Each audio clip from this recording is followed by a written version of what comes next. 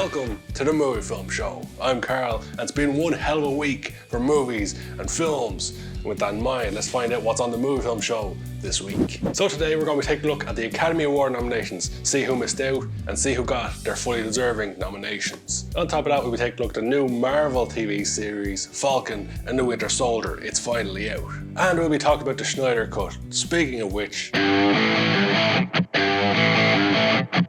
so there's only one place to start this week's show, the Snyder Cut. You might think it was going to be the Academy Award nominations, but then the Snyder Cut came, and I gotta say, blew me away. So on last week's show, I talked about how I wasn't looking forward to it that much. I believe I used the old expression, you can't polish a turd. Well, it turns out, you can. I think everyone's in agreement. The 2017 version of the Justice League, the Joss Whedon version, complete garbage. Absolutely terrible. So you look at that movie and you go, well, how can they fix it? They'd have to scrap everything and start again, surely. And then along comes Zack Snyder and he goes, well, actually, I'll just use some really good editing, the power of music, and a black Superman costume, and I'll kick the shit out of this. And that's exactly what he did. Okay, there's a lot more in there too. But the core of the movie is the same footage, the same characters, and yet Zack Snyder kind of kills Joss Whedon's career by going, here's how you actually make a movie. Now, I've never been Zack Snyder's biggest fan. In my honest opinion, I don't think Zack Snyder to this point has made a truly sensational movie. He's made some good movies, don't get me wrong, but I don't think he's made a super sensational movie. And then comes the Snyder Cut of the Justice League, and at the end of it, I sat there thinking to myself,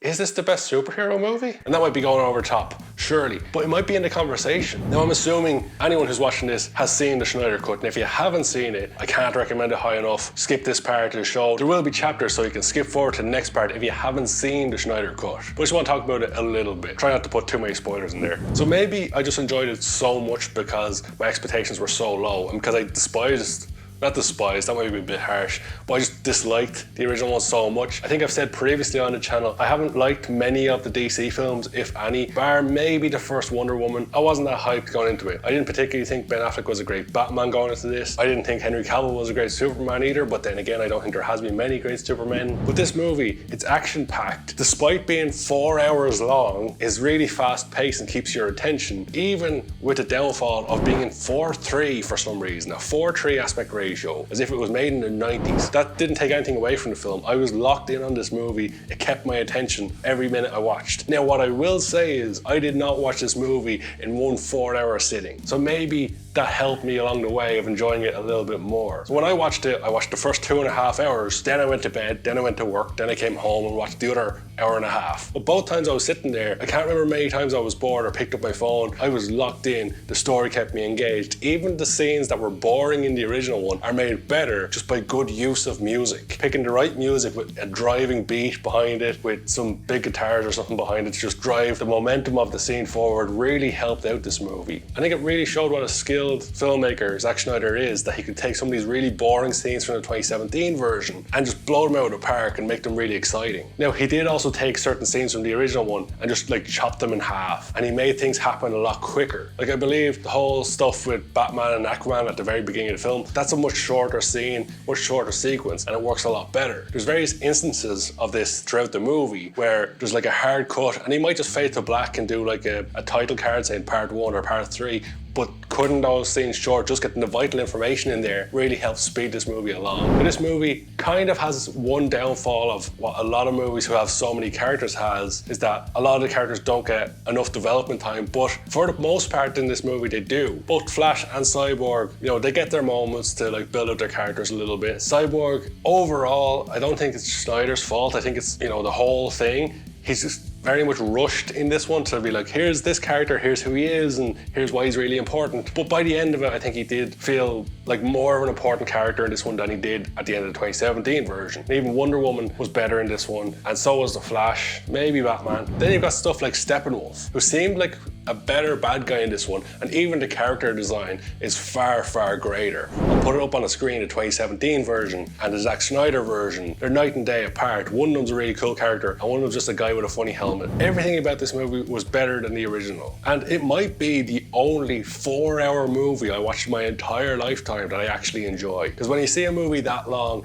you go, Am I bothered? Do I want to watch a movie that long? Even when The Irishman did it a couple of years ago, or was it last year, whatever it was, and it was 3.5 hours, I was going, do I really want to watch this? I love Scorsese movies, but it's going to be so long, and it was. It felt like a job to watch that movie. But the Justice League 4 hours, for me personally, it flew by. It didn't feel like 4 hours because my attention was constantly getting caught by something. I loved every minute of this movie, which is insane to me because I hated the first one. I hated the original version. It was so bad. But this one's got a lot of the same stuff and I love it. I don't know why. It's definitely my favorite DC film so far. If this had been the original Justice League film, even if they delayed it, left time for Snyder to go off and make his own film, the DC franchise could be a lot bigger now. There was already talk of a sequel, and everybody's questioning now who has seen it, is there going to be a sequel? Because it's definitely set up for some very cool sequels and even spin-offs. So apparently there was supposed to be a Justice League 2 and it was supposed to come out in 2019, 2 years ago. We already could have had the sequel to the Snyder Cut, but I guess it wasn't to be. But maybe, depending on if people love this movie, depending on how well it does on its streaming services, and if there's no fan cry for it, we might still get Justice League 2. They might get the DC universe that we all hope for. Because the Marvel stuff has been fantastic. It's getting a little bit stale, let's be honest. You're wondering how long they're gonna push it for. But the DC stuff, if they go with the way of the Snyder Cut, could be really cool alternative, a little bit darker, a little bit moodier, and certainly more violent based on Steppenwolf's final battle. That was a holy flip moment. If you haven't clicked off, if you haven't watched it, there's going to be a spoiler right here. When Flash saves the day and reverses time, something I never really liked, but it kind of worked in this one. When Flash does that and they have that part, Aquaman stabbing him with the trident, that was holy flip in itself. Then Superman punches him through the air, and then Wonder Woman, it made me sit up and go, holy flip.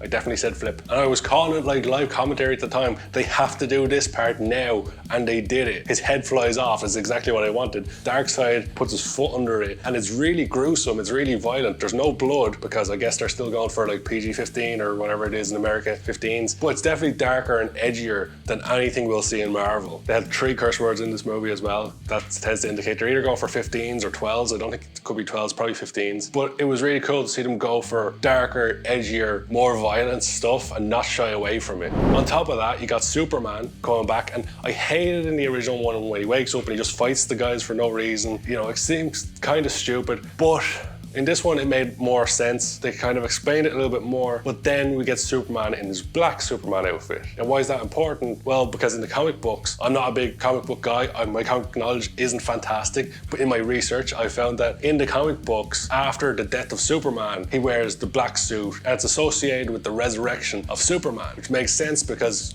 in this movie, we have the resurrection of Superman. In the comics, he gets it. He also has long hair, but I guess he couldn't force grow his hair. But in the comics, he gets the black suit after he's resurrected, and it replenishes his energy, and he does that in the movie. He gets the black suit, flies up to the sun, replenishes his energy, comes back and be's a badass. Also the part in the final scene with Steppenwolf, when Superman just arrives and the axe hits him on the shoulder and he's like, no, fuck your axe. That part was like, wow, unbelievable action. And that's the thing, the action scenes are fantastic. The use of music I mentioned is just, I think that's what takes the film to a new level, knowing how to use music well. And of course the editing within the movie itself I think is fantastic. The fact they took this movie, they fired up the pace, they fired up the action through the editing and the music, and that's what really brings it all together. Overall, I was just blown away by the difference in it. Of course, they have like an extra hour and a half in this movie, so with an extra hour and a half, you've got a lot more story to tell, you've room to tell your story, but did compact a lot into it. Now, initially, if they released this movie, I would have hoped that it would have been 2 movies, two hour-long movies. You know, they could have cut it right at the point where Justice League realized they can get Superman back, and in the start of the second movie, they bring Superman back. That could have been fantastic in the cinema. I don't think it would have been 4-hour release initially, surely not. But even if it was, I still loved that being 4 hours long. I'm not sure if my opinion would have been the same if I sat through it entirely for 4 hours. If you did that, if you sat through it for 4 hours, let me know. Did you still have that enjoyment of it? Did you still get that excitement from it if you sat through it for an entire 4 hours? And did you love it as much as I did? And even the setups for the next films, like Darkseid just seems like an ultimate badass. Perhaps even better than Thanos was in Infinity War, because, you know, Endgame, he was okay. Kind of got killed fairly quick. Spoiler. But they set up a great bad guy for the DC universe in Darkseid. They set up the other timeline, even though they played it off like a dream for Ben Affleck's character, Bruce Wayne. But even setting up the dark timeline or the bad timeline. I'm never a big fan of alternate timelines or time travel to fix things. Like, I hate when films do the thing where they kill off major characters and make the audience go, oh fuck, they killed that main character, but then later on they bring them back through time travel or some bullshit, like they did with X-Men Days of Future Past. But the way they've done it in the Snyder Cut, where they set up an alternate timeline and potentially a really cool alternate dark movie, that could be really cool. Batman and Joker played off each other really well, and I actually found myself liking Jared Leto's Joker by the end of it and being intrigued and wanting to see more. So hopefully we get that. Hopefully further down the line, maybe it's going to take a couple of years for Warner Bros. To kick in, or maybe HBO will pull their fingers out after seeing the success of the Snyder Cut and they'll throw money at Snyder to keep doing it, keep making more, because I personally, as a movie fan, I want more. So moving from DC to Marvel, we're sticking with superheroes. This week, we got the release of Falcon and the Winter Soldier, following on from WandaVision a few weeks ago. And if you want to hear my opinions on WandaVision, they're right up here, but generally I loved it. So I was really looking forward to Falcon and the Winter Soldier, and I watched the first episode yesterday. I was pretty bored. Stuff happened, and okay, they have to set up the story, but we've seen the characters before. They kind of have some interesting plot devices, and certainly the end of the episode was very interesting. Sets up pretty well for the next one. Kind of boring, and I'm not really looking forward to the next episode, but we'll stick with it. We'll see how it goes. They can't all be winners, and it looks like Falcon and the Winter Soldier might be a little bit miss more than a hit. It's got, what, 9-10 episodes still to go, and maybe it'll get a little bit better. But I'd love to know if you guys are looking forward to Falcon and the Winter Soldier, at least the rest of it. Were you a little underwhelmed like I was from the first episode? For a pilot episode of a series, it was certainly a bit tame. And then on top of that, we got the news this week that Loki, a series I'm really looking forward to, hits Disney Plus in June. So it's about 10 weeks away, which is just about when Falcon and the Winter Soldier should be over, maybe a week or two after. So Loki should be out just after that. I'm certainly looking forward to that one. So the Academy Award nominations came out this week. Just like I said on last week's show, they were coming out on the day the movie film show was coming out, but they were coming out after I recorded the show. I couldn't feature them on last week's show, but we'll talk about them this week. Now, I've been saying all along, Promising Young Woman is one of my favorite films of the year, and I really hope they're getting nominations after getting a few snubs at the BAFTAs, and thankfully they did come true. I was a little bit disappointed that Soul wasn't nominated for the Best Picture. I know that might be wishful thinking. You know, the Academy don't really have the cojones to nominate an animated film for Best Film. Certainly not to let it be the winner. But in my opinion, if Soul was a live action movie, and let's be honest here, because the Academy, with a white protagonist, it would more than likely be a strong contender to win it, because the story alone is fantastic. But it's an animated movie, so it doesn't get the same treatment as the other movies. Now, that's not to take away from the movies that were nominated. I just personally think that Soul is underrated this year. So let's take a look at some of the nominations for the 2021 Academy Awards. Up for Best Picture this year is The Father, Judas and the Black Messiah, Mank, for some feckin' reason, Minari, Nomadland, Promising Young Woman, Sound of Metal, and The Trial of the Chicago 7. Now, not too many surprises in there, apart from Mank. I don't understand Mank being nominated for Best Picture, even though I might have said it in my review that I wouldn't be surprised to see it get nominated, because it is kind of Oscar fodder. But Mank is a movie about the making of a movie. Has Hollywood really lost that much creativity that they can't come up with an original story and they have to make movies about making movies to give the awards to? And okay, down the years there's been plenty of movies about movies that have been nominated, but surely we can come up with more original creative stories. And there certainly has been a lot of them this year, which are now missing out because we're going to focus on this movie about the making of a really old movie. Granted, a very good movie in Citizen Kane, not Mank, but still, the point remains, it's a movie about making of a movie. It should not be nominated. And on top of that, it was really boring. It's a terrible movie. From a story perspective, it's a terrible movie. Sure, some of the scene settings and everything were fantastic. It's in black and white.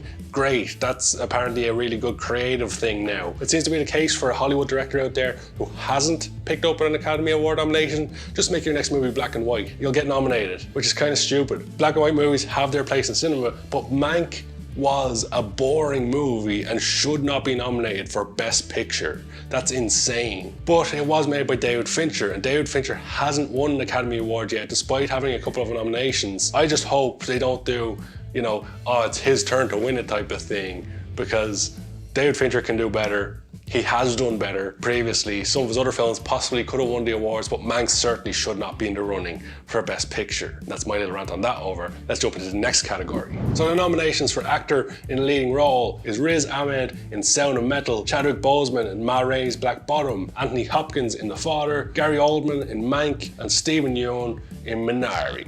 Again, I've said my piece on Mank. I think Gary Oldman was pretty good in it for what it was, but I fully expect this one to go to Chadwick Boseman. Then actor in a supporting role, we got Sacha Baron Cohen for Trial of Chicago 7, Daniel Kaluuya in Judas and the Black Messiah, Leslie Odom Jr. in One Night in Miami, Paul Raci in Sound of Metal, Lakeith Stanfield in Judas and the Black Messiah. Then we move on to actress in a leading role. We've got Viola Davis in Ma Rainey's Black Bottom, Andrew Day in The United States vs. Billie Holiday, Vanessa Kirby in Pieces of a Woman, Frances McDormand in Nomadland, and Carey Mulligan in Promising Young Woman. And I was delighted to see Carey Mulligan pick up the nomination there because she didn't get it in the BAFTAs, which was insane. And I've spoken at length both on last week's show and in my review on Promising Young Woman as to why I think she should win it. I think she's fantastic in that movie, but I fully expect that Frances McDormand is going to pick up the award based on all the talk around it and the fact she's the bookies' favourite to pick up the award. So actress in a supporting role, we've got Maria Bakalova for Borat's subsequent movie film. Damn you, Borat. Then we've got Glenn Close in Hillbilly Elegy. Then we've got Olivia Colman in The Father, Amanda Seyfried in Mank, Yoo Jung-yoon in Minari. Now I believe when I did my review of Mank, I did say at the time Amanda Seyfried was standout in the movie. She was very good. Not to say that Gary Oldman's wasn't, but I do think Amanda Seyfried was the best part of that terrible movie. The funny thing about this category is that Glenn Close was nominated for Best Actress in a Supporting Role, but she was also nominated for a Razzie Award for the exact same role. So I haven't seen that movie yet, but I now know it's either a phenomenal performance from Glenn Close or a terrible performance. It's nominated for both the Best Award and the Worst Award. Definitely adds some intrigue to it. The final one we're going to look at today, Best Director. The nominations were Thomas Vinterberg for Another Round, David Fincher for Mank, Lee Isaac Chung for Minari, Chloe Zhao for Nomadland, and Emerald Fennell for Promising Young Woman. And again, the question has to be asked is, why is David Fincher in there for Mank? It wasn't a great movie, but I've said enough about that now. But it's nominated for 4 awards, and that just seems a waste. Again, delighted to see Emerald Fennell get some recognition in there. Whether she wins it or not is another story. I fully expect it'll be Chloe Zhao for Nomadland, based on all the talk around it. I haven't seen Nomadland yet, but based on all of the hype around it, I'm expecting it to be one of the best movies I've ever seen, to be honest. It's been nominated for everything. It's Bucky's favourites for all the awards. It's getting super good reviews from a lot of people whose opinions I respect. So I'm fully expecting Nomadland to be something sensational. But then again, Mank got nominated for 4 Academy Awards, so who's to say that's a good standard? But I'd love to know your guys' opinion on the Academy Awards this year. Which films do you think missed out? Which films do you think it's insane that they got nominated? And in general, just let me know your opinions on anything featured on the Movie Film Show today. SNYDER CUT, the Falcon and the Winter Soldier, Academy Award nominations. I want to know it all. So with all that out of the way, let's take a look at what's coming up on Movie Film this week, the Movie Film Show channel this week. I'll remember that eventually. So coming up on Wednesday, we've got a new original versus reboot where we're taking a look at National Lampoon's Vacation. The reboot of that, which came out a few years ago with Ed Helms, the one that a lot of people have even forgot about, and the Chevy Chase version, comparing the 2 films and seeing which is better. And then on top of that, there's a few films from the Academy Awards I've yet to see, one of them being Judas and the Black Messiah, and my review for that will be coming out this Friday. So some interesting content this week on the Movie Film Show. If you don't want to miss a single episode, and of course the Movie Film Show next Monday, every Monday at 8 PM GMT. So if you don't want to miss any of that content, hit the subscribe button, the little notification bell too, that'll tell you when they're up. But for now, with all that said and done, thank you so much for watching.